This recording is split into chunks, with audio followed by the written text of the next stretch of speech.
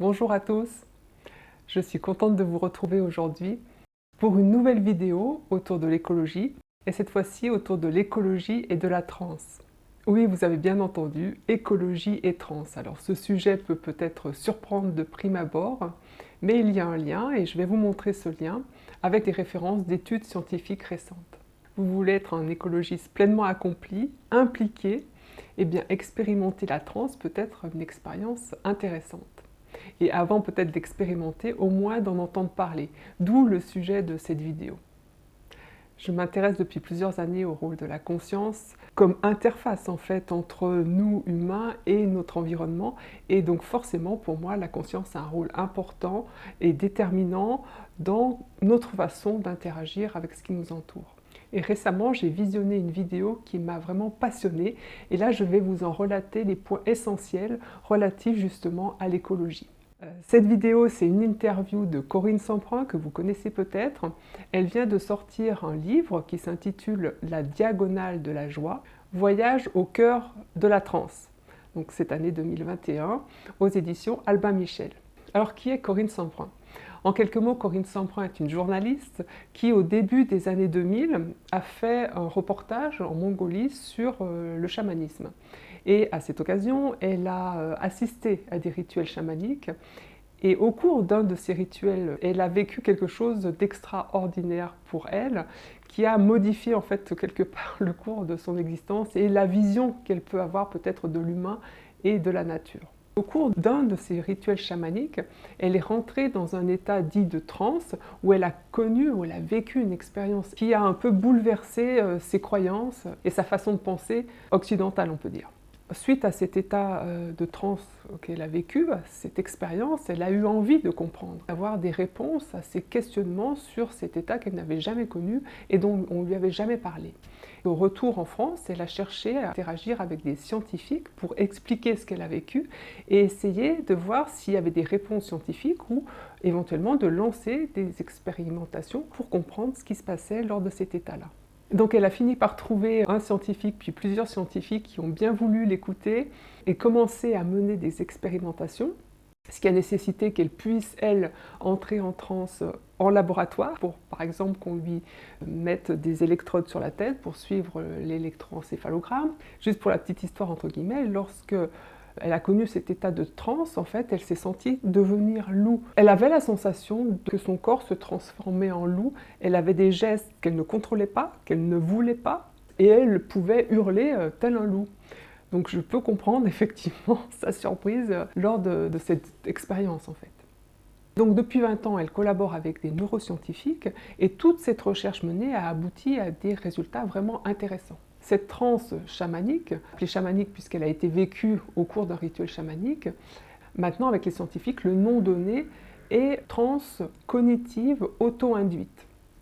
Et donc elle spécifie bien que la transe peut être désignée comme un potentiel cognitif. Et vraiment, j'ai trouvé cette expression très intéressante, la transe comme un potentiel cognitif. Je rappelle que cognitif, c'est l'adjectif qui désigne les mécanismes, les processus par lesquels l'humain peut acquérir des connaissances dans son environnement. Donc souvent sont impliqués la perception, le langage, le raisonnement, la mémoire, etc. Donc ici, la transe est vue comme un mécanisme pouvant permettre d'accéder à un certain type de connaissances et d'interaction avec son environnement. À signaler aussi que souvent les anthropologues qui étudiaient donc ces rituels chamaniques avaient souvent l'idée qu'il s'agissait d'une théâtralisation, c'est-à-dire que la transe n'était pas forcément vécue, mais que c'était plutôt une mise en scène quelque part. Donc là, avec ces recherches, il a été bien mis en évidence que cette transe se vit effectivement et qu'elle correspond à un état modifié de conscience. C'est-à-dire que le fonctionnement du cerveau pendant ce laps de temps est différent. Alors souvent, état modifié de conscience, parfois on peut en avoir peur, mais l'hypnose est aussi un état modifié de conscience, la méditation est un état modifié de conscience. Et il n'y a ne serait-ce que 10 ans, en fait, quand on parlait d'hypnose, de méditation, c'était considéré comme un peu obscur, voire dangereux, et ou alors on ne pensait pas qu'il pouvait y avoir un effet sur la conscience ou sur le cerveau.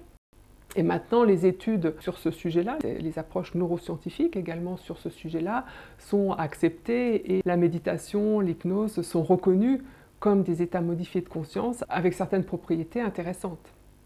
Donc de manière générale, en fait, un état modifié de conscience, c'est un état où on accède à la réalité, mais de manière modifiée, c'est-à-dire qu'on accède comme à un autre niveau de réalité. Et parfois, ça peut remettre en cause la vision habituelle que l'on a de notre réalité, de ce qui nous entoure. Et c'est ce qui est arrivé à Corinne Samprin quand elle s'est sentie devenir loup au cours de ce rituel chamanique, et qu'elle en avait conscience, c'est-à-dire qu'elle pouvait s'observer devenir loup même si elle ne contrôlait pas les mouvements qui apparaissaient. Elle n'a pas perdu conscience dans le sens ne plus avoir conscience de ce qui se passe. Ce qui est important dans ce qu'elle révèle par rapport à ce qu'elle a vécu, c'est qu'elle dit pendant cet état de transe avoir plus de ressenti, avoir plus de force, être moins sensible à la douleur, que ce soit la douleur physique ou la douleur psychologique. Elle a beaucoup développé donc des collaborations avec des neuroscientifiques, avec des psychologues, des psychiatres, donc il y a tout un versant orienté psychiatrie qui est associé à ça. Et moi, je vais plutôt vous développer ce qui est lié à l'écologie. Et d'ailleurs, elle en parle à la fin de l'interview que je vous indiquerai. Un des points importants à retenir suite à toutes les recherches qu'elle a pu mener en collaboration avec les scientifiques, c'est qu'elle distingue maintenant deux types d'intelligence. Donc une intelligence qui apprend, qui pense, qui sait, c'est-à-dire qu'une intelligence du savoir, qui permet d'être savant, quelque part. Et une autre intelligence qu'elle appelle, elle, l'intelligence qui perçoit, à l'opposé de l'intelligence qui pense, et elle l'appelle l'intelligence de la conscience. C'est une intelligence qui est plus liée au cerveau droit, l'autre étant plus liée au cerveau gauche, et est une intelligence qui rend plus conscient. Si vous aviez à retenir une phrase importante, c'est que l'on pense et l'on perçoit. C'est-à-dire que nous, dans le monde occidental, et surtout en science, on pense. C'est-à-dire qu'on est beaucoup dans le mental, dans l'intelligence intellectualisée, dans la pensée, ce qui est intéressant, notamment pour le raisonnement, pour une certaine logique. Mais ce n'est pas tout. Il y a une autre intelligence qui perçoit. Et cette intelligence qui perçoit, on l'a quelque part oubliée dans le monde occidental. Et on n'y fait pas appel, en fait. Et je pense qu'il est temps de rétablir un certain équilibre entre la pensée et le ressenti. Et là, je la cite, Corinne Samprin, puisque c'est vraiment important par rapport à cette idée d'écologie, c'est qu'elle dit que quand on pense, on se coupe de notre environnement. Donc réfléchissez bien à ça, quand on pense, on se coupe de notre environnement. Moi je pense spécifiquement à ça en tant que scientifique écologue, puisque je pense pour comprendre la nature, et que en même temps, si je reste que dans cette pensée à comprendre la nature, je me coupe de cette nature en fait. D'une partie de la perception de cette nature, puisque je ne passe que par le filtre de la pensée. Mais vous allez me dire, pourquoi l'intelligence qui perçoit, la perception, le ressenti serait important? Donc un autre point à retenir de ce qu'elle révèle, c'est que pendant cet état de transe, cet état modifié de conscience, il y a des transformations qui s'opèrent en nous et il y a des modifications de notre interaction avec l'environnement, parce qu'on perçoit l'environnement différent, parce que les échanges avec notre environnement deviennent différents. En quoi ils deviennent différents? Eh bien, ces perceptions sont moins auto-centrées. Elles passent bien sûr par notre corps, mais elles ont accès à une partie invisible de notre environnement, qu'on n'a pas l'habitude en fait de percevoir en état éveillé habituel de conscience, on va dire. Et c'est ce à quoi ont accès également les chamans à travers le rituel chamanique. Et c'est ce qu'ils appellent le peuple des esprits. Alors le peuple des esprits, souvent ici en culture occidentale, ça ne parle pas. Ça peut nous sembler être de l'imaginaire, voire des hallucinations, mais on ne réalise pas qu'on peut vivre cette réalité-là. Et c'est ce que Corinne Samprin a expérimenté et a ensuite validé en termes de fonctionnement du cerveau, grâce à ses collaborations scientifiques. Alors ce qui est intéressant à voir, c'est jusqu'à où va cette perception? Qu'est-ce que ça entraîne, cette nouvelle perception de l'invisible autour de nous? Eh bien, elle raconte qu'elle peut à ce moment-là déjà se transformer en un animal. Elle, ça a été le loup notamment, mais on peut se transformer en n'importe quel animal, ça dépend en fait les personnes. Et à travers ça, donc, on a déjà une perception de l'animal intériorisée, j'allais dire. C'est-à-dire que la limite entre l'animal et nous est complètement modifiée, puisqu'on incarne presque l'animal, vous voyez. Donc c'est pas comme si je lis un livre sur comment fonctionne le loup, comment il hurle, comment il renifle, etc. Mais je vis en moi, pendant cet état modifié de conscience, ce hurlement, ce reniflement. Donc, il y a ces expériences de vécu d'être un animal, mais il y a aussi ces expériences d'échange avec tout être vivant. Nous, on a l'habitude d'échanger avec les autres êtres humains, mais là, elle dit qu'on peut échanger avec tous les animaux et on peut échanger également avec les plantes. Et ce qui est intéressant aussi qu'elle signale, c'est qu'à ce moment-là, les animaux, les plantes peuvent nous enseigner, c'est-à-dire peuvent nous transmettre des connaissances. D'où cet état de transe cognitif, puisque là on a vraiment un accès à la connaissance, mais qui est inhabituel par rapport à ce qu'on fait par exemple à l'école ou à l'université. Cet enseignement qu'on peut recevoir de la nature, quand on est dans un état modifié de conscience, donc dans un certain état de conscience, aussi de réception, ça fait écho en fait à ce que peuvent nous relater aussi, ce qu'ont pu écrire des mystiques, des poètes, des sages, qui eux aussi ont souvent parlé que la nature leur parlait, qu'elle nous enseignait. Alors, autre point intéressant maintenant, c'est de se dire, mais quelles sont les conséquences d'avoir vécu une telle relation avec son environnement ? Et elle dit donc justement que ça transforme. Bon, bah, elle, dès sa première expérience, ça a tout chamboulé sa façon de voir, d'être au monde, puisqu'en fait, elle a connu un autre état d'interagir avec tout ce qui l'entoure. Et là, je la cite, elle dit que de cette expérience, découle le respect, que la collaboration devient naturelle. Et pour moi, c'est très parlant aussi.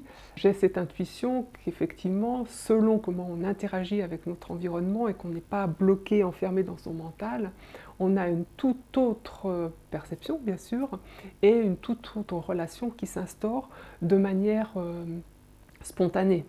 Elle précise aussi qu'il n'y a plus de jugement, que la confiance en l'humain revient, que la confiance en l'humanité revient, avec cette nouvelle interaction, puisqu'en fait on ne se sent plus séparé du reste du monde et on n'en a pas forcément peur. Peut-être qu'elle ne parle pas de la peur, mais je pense que la peur du coup a tendance à disparaître, puisqu'en fait c'est comme si le lien était direct. Et dernier point, pour faire le lien avec l'introduction et l'écologie, quel est le lien entre cet état modifié de conscience, ces transformations, ces nouvelles perceptions et l'écologie ? Bien, rien que le fait qu'en fait ces perceptions induisent une autre attitude qui est sans jugement, que le respect se met en place naturellement, forcément ça ouvre sur une nouvelle écologie. Et elle le dit vraiment en fin d'interview, que tout ce vécu, toutes ces recherches qu'elle a pu mener, ça ouvre vers une nouvelle écologie basée sur la transformation de soi-même. Alors quand j'ai entendu ça, forcément ça fait écho avec ce que je développe actuellement en termes d'écologie humaine introspective, puisque j'invite à l'introspection, c'est-à-dire à aller voir en soi-même ce qui se passe pour mieux comprendre en fait notre interaction avec l'environnement. Et cette introspection peut passer par justement des états modifiés de conscience. Donc il peut y avoir une phase expérientielle, donc de vécu, qui me semble importante, mais dans un premier temps, déjà, une approche intellectuelle, puisque nous, on aime bien le côté intellectuel en Occident, et de comprendre un peu.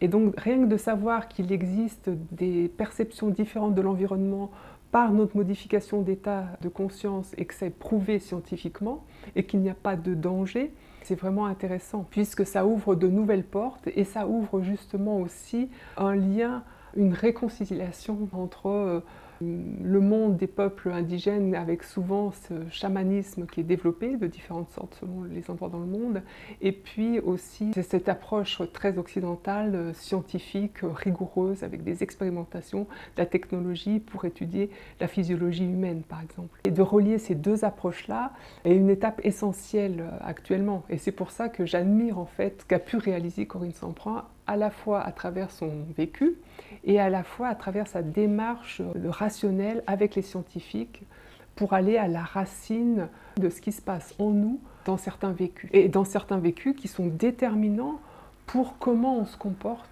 avec notre environnement. Elle est capable d'auto-induire cette transe. Elle a mis au point avec d'autres personnes maintenant des sons qui permettent d'induire chez les personnes qui le veulent, qui sont candidats, cette transe. Donc en fait, elle a testé sur différents groupes. Elle a fait sur des psychologues, des psychiatres, aussi des étudiants des beaux-arts, etc. Et parmi tous les types de populations, elle a testé différents types de populations. La majorité, plus de 90% largement, partent en transe et puis se transforment généralement en un animal.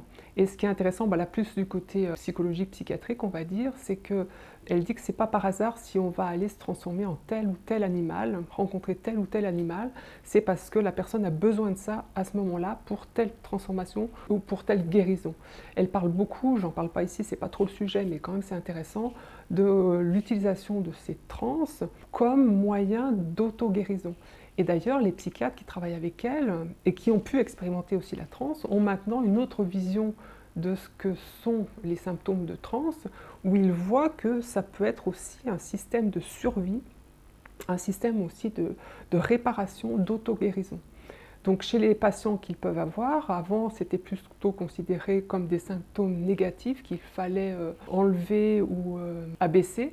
Mais dans certains cas, peut-être pas tous, mais ces symptômes-là relatent plutôt la possibilité qu'a le corps et qu'a la conscience pour amener une guérison et une survie à certains traumatismes. Et ça, pour moi, c'est vraiment parlant et ça rejoint aussi la notion qu'on peut trouver chez certains taoïstes, par exemple, de la sagesse du corps. Et c'est pas parce que les symptômes peuvent nous paraître hallucinants, voire choquants, mais c'est hallucinant et choquant parce qu'on n'en a pas l'habitude, zone occidentale j'allais dire. Donc voilà, il y a à passer, je pense, par une nouvelle acceptation, à une ouverture d'esprit et de ne plus avoir peur de ce type de vécu.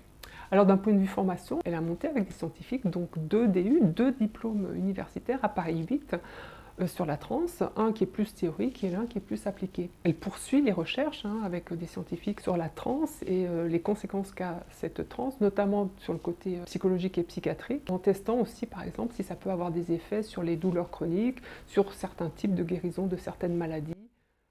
En conclusion de cette vidéo, à retenir dans le cadre de notre relation à l'environnement, c'est que la transe donc, est un état modifié de conscience, qui est un potentiel cognitif, qui nous permet d'accéder à de nouvelles connaissances grâce à des perceptions nouvelles de notre environnement qui nous sont inhabituelles et qui permettent d'accéder à des parts invisibles. Et de là, on peut avoir une connexion qui peut nous être inattendue avec les animaux, les plantes notamment. Donc forcément, ça modifie notre comportement avec notre environnement. Et c'est en cela que je dis que ça peut modifier notre positionnement écologiste, on va dire, puisque je vous rappelle que la science écologique, c'est l'étude de l'interaction des êtres vivants avec leur environnement, et l'écologie humaine, je la positionne comme l'étude des interactions de l'humain avec son environnement, quel que soit ce type d'interaction. Donc l'interaction connue à travers une transe, à travers cet état modifié de conscience qui est une transe ici cognitive, permet cette nouvelle connexion, permet une transformation en soi-même puisqu'on va découvrir une autre façon d'interagir. Et tout cela souligne à nouveau l'importance de l'approche interdisciplinaire de l'écologie humaine, où ici, par exemple, on va relier psychologie, psychiatrie, neurosciences, rituels chamaniques chez des peuples indigènes, vécu humain. Et je vous rappelle à nouveau, si vous avez à retenir quelque chose d'important de cette vidéo, c'est de penser à ne plus penser. C'est de penser à ne pas faire que penser. C'est-à-dire penser et percevoir. Allier une interaction avec l'environnement qui passe par la réflexion, la pensée, et une alliance, j'allais presque dire, une relation aussi avec l'environnement qui passe par la perception, le ressenti. À ce titre, je vous indiquerai aussi ci-dessous un article que j'ai publié dans ce sens, qui s'intitule « Penser et ressentir la nature, des expériences de réconciliation intérieure ». Je rajoute, juste pour faire le lien avec ce que j'utilise également comme approche, c'est la respiration. La respiration comme un moyen d'interagir avec soi-même et avec l'environnement. La respiration, selon comment on l'utilise, permet aussi d'accéder à certains états modifiés de conscience et justement d'accéder à des perceptions différentes de ce qui nous entoure. Dans une vidéo, je vous avais parlé des différentes façons d'être écologiste et je pense que l'écologiste au quotidien dont je parlais peut rajouter une facette à sa façon d'être justement en vivant ces trans. Et j'allais dire, pour devenir un écologiste impliqué au quotidien avec une nouvelle façon d'être et d'interagir avec son environnement qui va, où le respect va de soi, eh ben, j'allais dire, devenez transeur.